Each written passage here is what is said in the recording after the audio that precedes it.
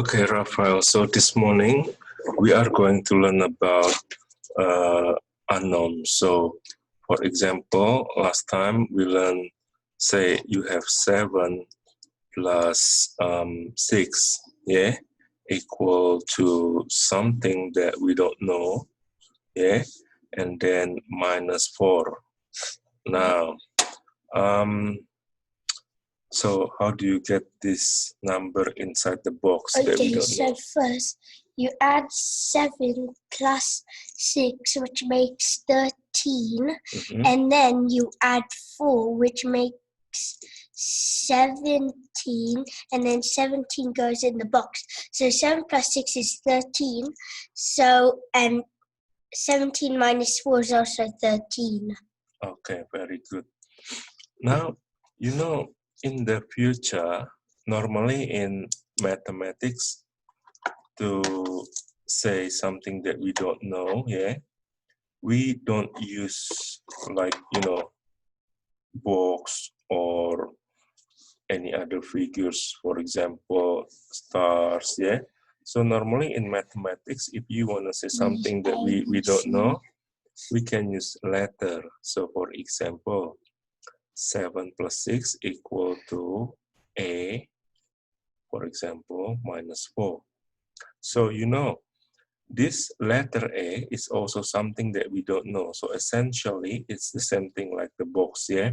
Something that we don't know at the moment.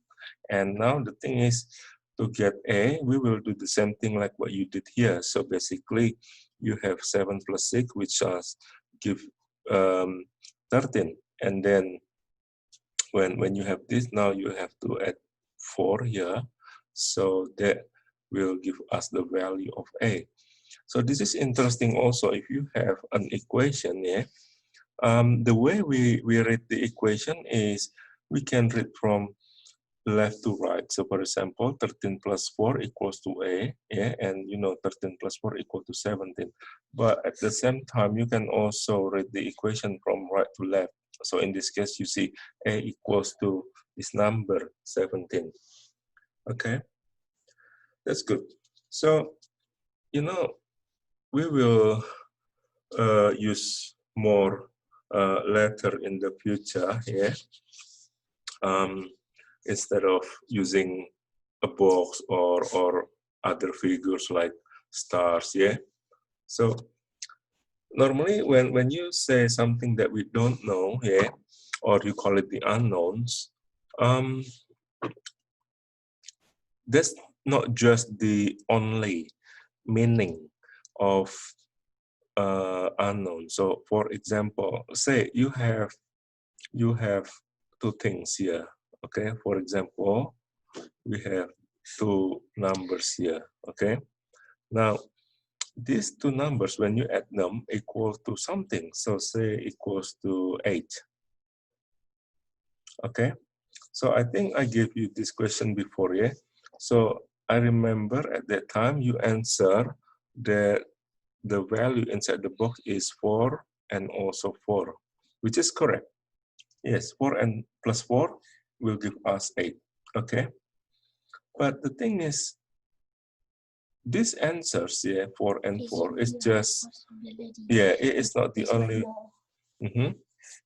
It's not the only answer, because if you think about numbers from 0, yeah, from 0 and then 1, 2, 3, 4, 5, 6, 7, 8, 9, 10, yeah, and so on.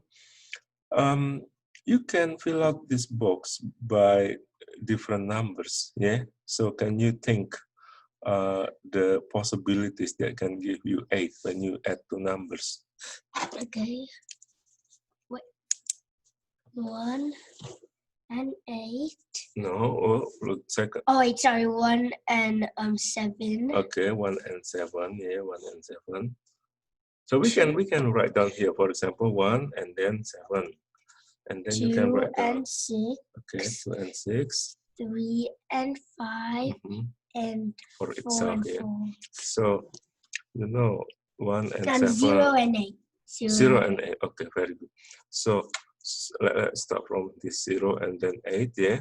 1 and 7, 2 and 6, 3 and 5, and then the last one was 4 and 4. This is something that we mentioned before, okay? Now, you see the value inside that box will change every time we have different value also on the other box, yeah? That means the unknowns can change also depending on the other value. So this actually is very important, because if you have something that you don't know, yeah, sometimes the value of something that you don't know depends on the other things, okay? And this is something very important in the future when you try to figure out how something is dependent on the other things. Now, this is actually quite nice, because, you know, with this example, you can have, say, the first value that you have, let's just call it with letter X, yeah? And then plus the second value here that we have Y. Okay, good. Now, X plus Y, something that we don't know, plus something that we don't know, equals to 8. And then these are the possibilities that you can have, meaning that if X is 0, Y is 8. And if X is 1, Y will be 7. 2 and If 6, 8 is 2, yeah, it's 6. And 3, it's 5, yeah. And then this is one of the particular solution, which is they are equal. So when X equal to 4, Y also equal to 4. It's Okay. decreasing and one's increasing. So, you know, when you have now, instead of a box, but you just say it in terms of, say, X and Y, yeah, this is actually a good entry point. It's a good you know, step to learn something called plotting the graph. Yeah, so plot the graph, and you can plot these numbers actually on number line. Yeah, number line. So basically, what we will have is, if you have two things that you don't know, yeah. For example, the first one is the X values. We can write down on the horizontal line like this, yeah. And then the second one is for Y value. So we can draw it on the vertical line like this. Now, you know, this point represents the value of the X, yeah. So for example, this one, yeah, it's 0. And then 1, 2, 3, 4, 5, 6, and 7, and 8.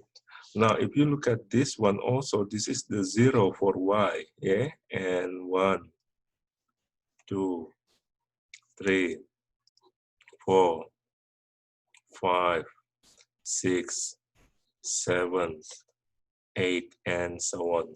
Now, let's try to plot one of them, yeah? For example, when X equal to 4, that gives us Y also 4. So that means this is located at, see, when X equal to 4. It's located here. Oh wait, it's located here. Okay, so that point, if you look at the Y and the X value, yeah, this point, if you look at the X and Y value, look, the X value of that point, it's 4. Very good. And the Y value of that point is 4 also. Now, based on this table, yeah, the value of X and Y, can you now locate the other points also? For example, 1 and 7. Okay, 1 and 7. So they both meet here. Okay. So look, this is actually for X equal to 7 and Y equals to 1. Yeah. Now, how about when X equal to 1, but Y equals to 7? It's basically done. It's done the same way, but vertically.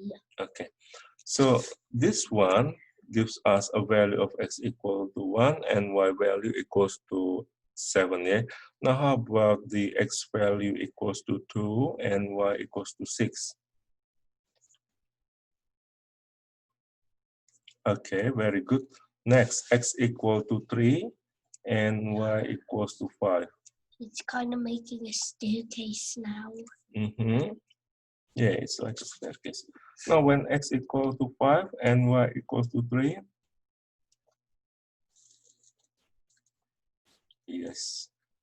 And then 6 equals to the x value and 2 equals to the y value. Okay, so the horizontal line is for the x values and the vertical line is for the y value. Yes. Okay, good. Now these are a bit interesting because when x equal to 0 gives us y equals to 8. So where do you think that point is located when x equal to 0? It's located here. Okay, this point is where x equal to 0 and y is also 0. But yeah. okay. So if you want to have x equal to 0 but y equals to 8, this is the point. Because this one, if you look at here, the value of y equals to 8, but the value of x is 0. And we can think the other one, which is now x equal to 8 and y equals to 0. So where do you think you can have this point where x is 8 and y is 0? I think it would be here. Yes, very good. So this is the right point because the value of x of this point is 8, yeah? And the value of y is And this actually 0. helps you if you don't know, because like it always makes a staircase. So if you don't know where the next point will be, for example, like here, you can like just go down and then you'll find the next staircase will be there. So yeah, this is interesting because sometimes we can, or you can plot the we also call this as equation. Yeah, you can plot the equation on the horizontal and vertical axis like this, and that gives you something very interesting. In this case, we have a straight line actually. Yeah, so yeah, it looks like a staircase, but it's a straight line. Yeah. So in the future, we will try to practice more about this, yeah, and then see if we can get different line as well. Okay, right. So thank you.